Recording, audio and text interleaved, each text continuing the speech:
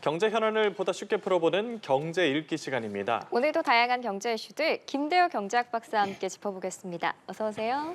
네, 반갑습니다. 예, 바이든 대통령과 트럼프 전 대통령이 오는 11월 미국 대선을 앞두고 조금 전 첫 TV 토론을 가졌습니다. 시작부터 경제 문제로 정면 충돌을 했는데 경제학 박사로서 어떻게 보셨습니까? 예, 바이든 대통령, 트럼프 대통령 11월 달 대선을 앞두고 가장 중요한 이벤트인 TV 토론에서 정면으로 충돌을 했습니다. 사회자가요, 첫 번째 질문을 경제로 잡았고 또 거기서도 아주 바이든 대통령에게 좀 곤혹스러운 질문을 했습니다. 현재 여론조사 결과에 따르면 트럼프 대통령 때에 비해서 바이든 출범 이후에 경제가 더 못해졌다고 하는데 그에 대해서 바이든 대통령의 생각이 뭐냐? 이 대목이 첫 질문이었거든요. 예. 바이든 대통령이 조금 당황한 듯한 그런 모습이었고 여기서 트럼프 대통령이 자신에게 바이든 대통령에게 4년 전에 그 정부를 물려줄 당시에 경제가 너무 엉망이었다. 사실상 나라 경제가 파탄 상태인데 그것을 바로잡는 과정에서 애로사항이 많았고 실제로 바로 잡았다. 이렇게 바이든 대통령이 해명을 한 데 대해서 바로 이어서 트럼프 대통령이 전 대통령이요. 예, 트럼프 전 대통령이 무슨 소리냐. 당시에 물려줄 때 미국 경제는 아주 훌륭했었고 그 훌륭한 경제를 바이든 대통령이 다 망쳐버렸다. 자, 이러면서 그 거시경제 지표와 관련해서는 인플레를 꼬집었습니다. 우리가요, 미국 대통령 선거 이 어록 중에서 굉장히 유명한 얘기, 1993년에 그 당시에 클린턴 대통령과 부시 대통령 간의 선거전에서 외교 전쟁이 한참 있을 때 클린턴 대통령이 이런 얘기를 합니다. 바보야, 문제는 경제야. It's stupid economy. 그래서 경제가 그만큼 투표에 결정적인 영향을 주고 국민들 민생에 가장 중요한 요소다 이랬는데 그 경제의 민생 중에서도 가장 중요한 게 아마도 경제학자들 대부분 동의하는 게 물가로 보입니다. 그런데 바이든 대통령 고용은 굉장히 늘렸거든요. 예. 근데 물가는 뭐 지표상으로 할 말이 좀 없게 됐어요. 현실적으로 바이든 대통령 취임 이후에 물가가 상당히 높고 4년 전 트럼프 대통령을 탓하고는 있지만 그럼 4년 동안 뭐 했느냐.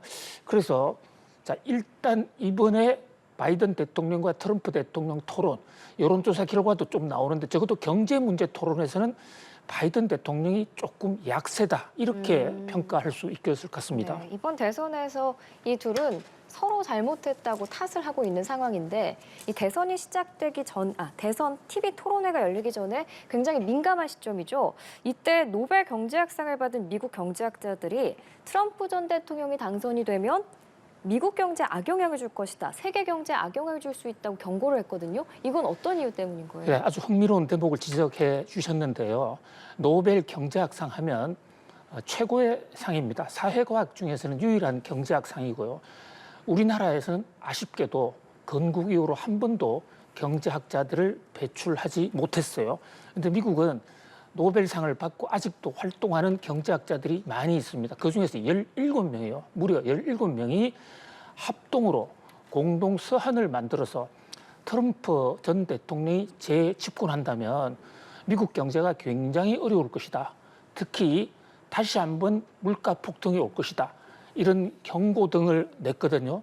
사실 토론에서는 바이든 대통령이 자기 변호를 좀 잘 못했지만 경제학자들 입장에서는 인플레의 씨앗이 사실상 트럼프 대통령 때부터 만들어진 것이다 라고 주장을 하고 있습니다. 실제로 트럼프 대통령 코로나 팬데믹 때 엄청나게 돈을 많이 풀었고요. 특히 노벨상 수상 경제학자들이 걱정하는 것은 트럼프 대통령이 당선이 되면 중국과의 경제전쟁이 본격화될 텐데 이 경우에 중국에 대해서 관세를 뭐 최고 100%, 평균 60% 정도 때리겠다고 지금 공언을 하고 있습니다.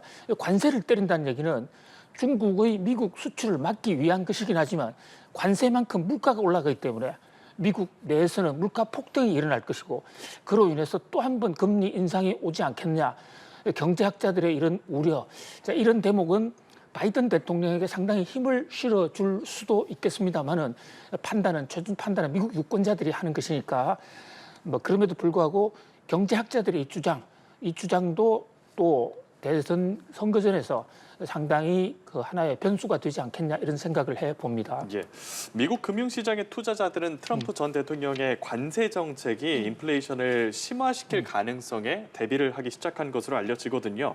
위험에 대응할 방안으로 급매수를 권유하는 목소리가 나온다고 하는데 우리도 좀 대책을 마련해야 될까요? 어떻게 생각하세요? 그렇습니다. 사실 바이든 대통령이 만약에 이번 선거에서 실패하면 이제 트럼프 전 대통령으로 다시 돌아가는데 여기는 단순히 인물만 바뀌는 게 아니고요. 미국의 경제 정책이 지금과는 완전히 달라질 가능성이 있습니다.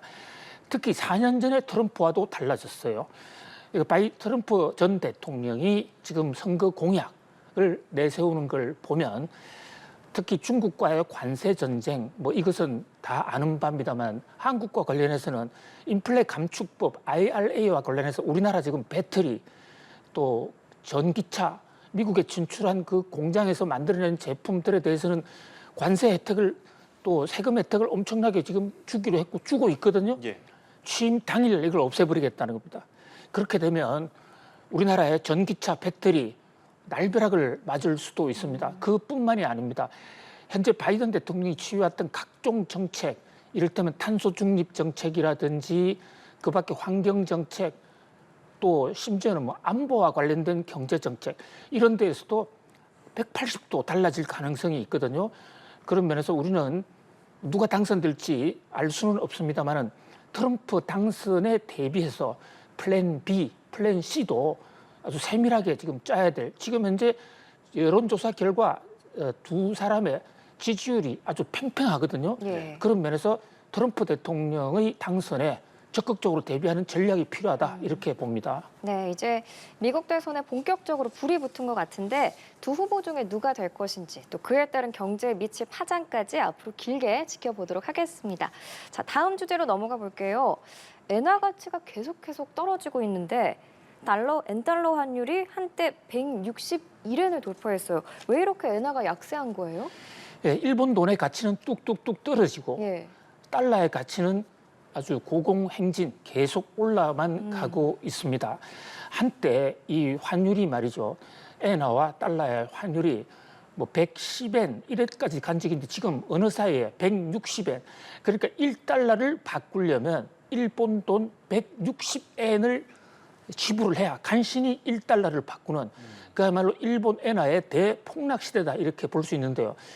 가장 큰 원인 이렇게 엔화가 뚝뚝뚝 떨어지는 이유 엔화 일본은 금리가 굉장히 낮습니다. 일본 금리 지금 0.1%예요. 예. 미국 중앙은행인 FOMC 기준금리가 5.59, 한국은행은 3.5거든요. 근데 일본은 0.1입니다. 예. 금리라는 것은 돈의 값인데 일본 돈의 값이 워낙 싸다 보니까 일본 환율이 올라갈 수밖에 없다. 일본 환율이 올라간다는 얘기는 일본 돈 가치가 떨어진다는 얘기입니다.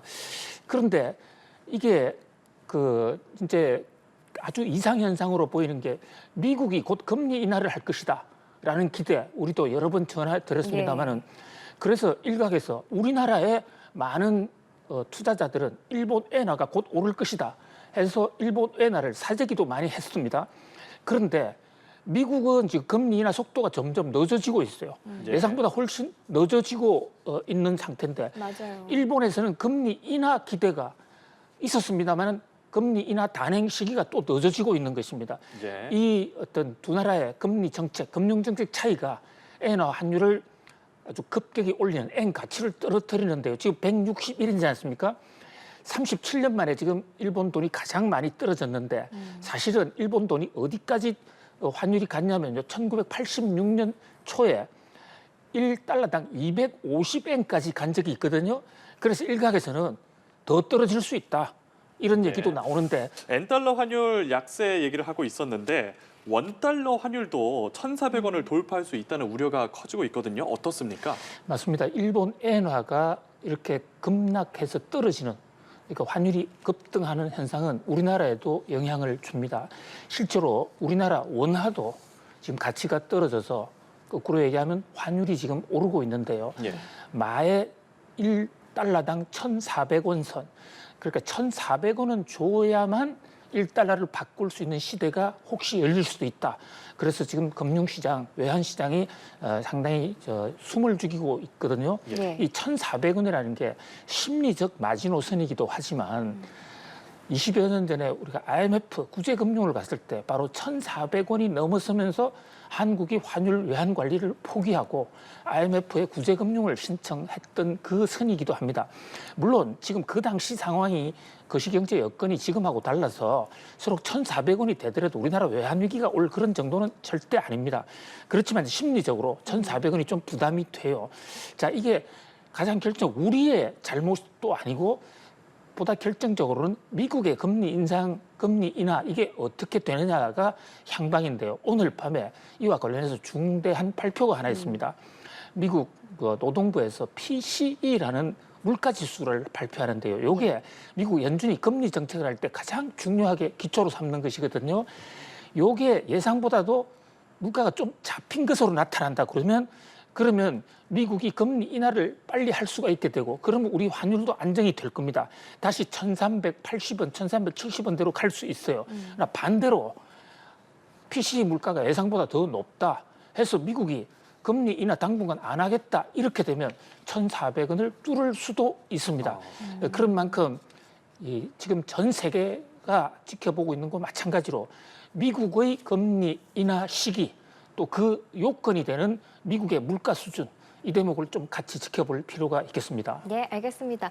마지막 주제도 살펴볼게요. 네이버 웹툰의 나스닥 상장 소식 저희가 어제 경제일기에서도 다뤘었는데 현지 시간으로 27일 뉴욕 증시 상장 첫날에 10% 가까이 급등했거든요. 출발이 굉장히 좋다고 볼 수 있겠죠? 그렇습니다. 일단 성공적인 출발이다 이렇게 볼 수가 있습니다.